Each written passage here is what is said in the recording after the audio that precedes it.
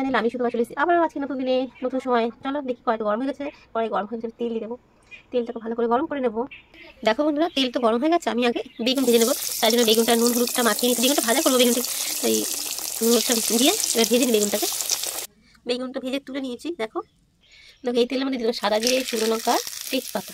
এবার এটাকে ভালো করে একটু ভেজে নেবো। ফোড়নটা তো বেশি পুড়ে গেলে ভালো লাগে না, তাই দেখো ফোড়নটা তো হয়ে গেছে। এবার দিতে লম্বা লম্বা করে কিছুটা আলু, আলুটা একটু ভেজে নেবো। দেখো দেখো আলুটা একটু ভালো করে ভেজে নিলাম, অনেকটাই ভাজা হয়ে গেছে।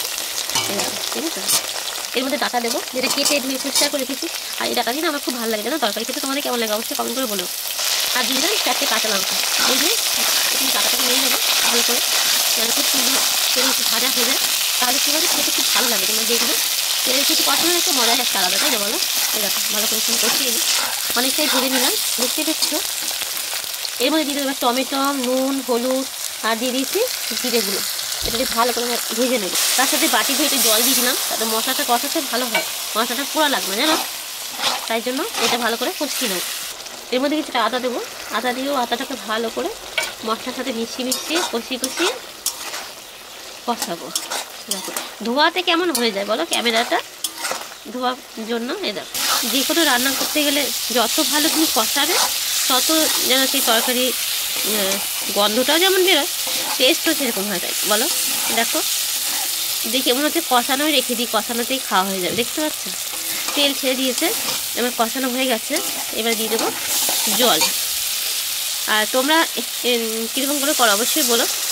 আর এই ডাটাটা তোমাদের কেমন লাগে, আমার তো ভীষণ ভালো লাগে, সেটাও কমেন্ট করে বলো, বুঝেছো। তো ফুটে গেছে, আমি এবার কিছুটা এলাচ দেখো থেতো করে দিলাম। তোমরা ধনে পাতা দিতে পারো, আমার এটা ভালো লাগে বলে আমি এটাই দিই, জানো তো।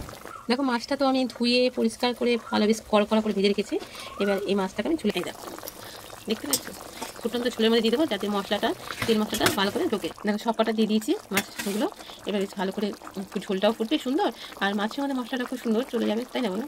মাছ তো ফুটছে, তাই যেহেতু এই ডাটাটা না একটু পাঞ্চা লাগার ব্যাপার আছে, তাই সামান্য একটু চিনি ব্যালেন্স করতে গিয়ে ছড়িয়ে দেবো। যেহেতু ফুটছে না ঝোলের মধ্যে সব ঢুকে যাবে খুব কম, যেহেতু মাছের ঝোলটা একটু ঝাল ভালো লাগে, তাই না, তার জন্য।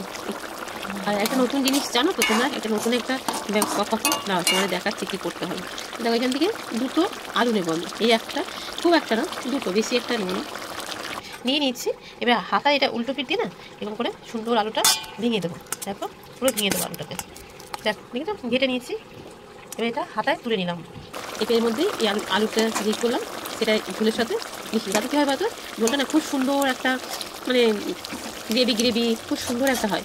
সেটা ঝোল হবে, গাঢ় হবে না, কিন্তু তা সত্ত্বেও তোমরা বাড়িতে করে দেখবে একদম খুব সুন্দর লাগে খেতে, জানো। এই দেখো তরকারিটা আমার হয়ে গেছে, গ্যাসটা বন্ধ করে দেবো, বন্ধ করে দিয়ে এবার তরকারিটা নামিয়ে নেবো। দেখলে কালারটা থেকে মনে কী মনে হচ্ছে, কেমন হয়েছে? হ্যাঁ গো, খেতেও দুর্দান্ত হয়েছে, কেননা চেক করা হয়ে গেছে। যেই বাটিটাতে আলু মেখেছি সেটাতে আস্তে আস্তে এক এক করে সবগুলো তরকারি নামিয়ে নেবো। এই দেখো, আর ডাটাটা খুব সুন্দর দেখতে হচ্ছে, ডাটাটা খুব সুন্দর নরম হয়ে গেছে। দেখো দেখলে তোমরাও কীরকম এই ডাটা দিয়ে এরকম তরকারি খাও মাছ দিয়ে, অবশ্যই আমাকে কমেন্ট করে বলো, ঠিক আছে। আর আমার রান্না তোমাদের কেমন লাগে সেটাও তোমরা কমেন্ট করে বলো, ঠিক আছে।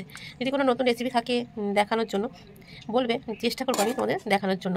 আর যারা নতুন আছো এখন আমার চ্যানেলটাকে সাবস্ক্রাইব করোনি, তাদেরকে বলছি আমার চ্যানেলটা সাবস্ক্রাইব করে পাশে থেকো। আর তোমাদের জানোই সবাই যে আমি মা ঠাকুমার হাতের মতনই রান্না করি, খুবই সিম্পল, যেটা মধ্যবিত্ত ঘরের প্রত্যেকের ঘরেই থাকে। তাই কেমন হচ্ছে রেসিপিটা অবশ্যই কমেন্ট করে বলো। ভালো লাগলে পাশে থেকো, সবসময় সুস্থ থেকো, ভালো থেকো। আর দেখো নামিয়ে নিয়েছি, এখন কিন্তু ধোয়া উঠছে, ঠিক আছে। তাই সবাইকে বলি যারা আমার চ্যানেলটা এখন সাবস্ক্রাইব করেনি, সাবস্ক্রাইব পাশে থেকো।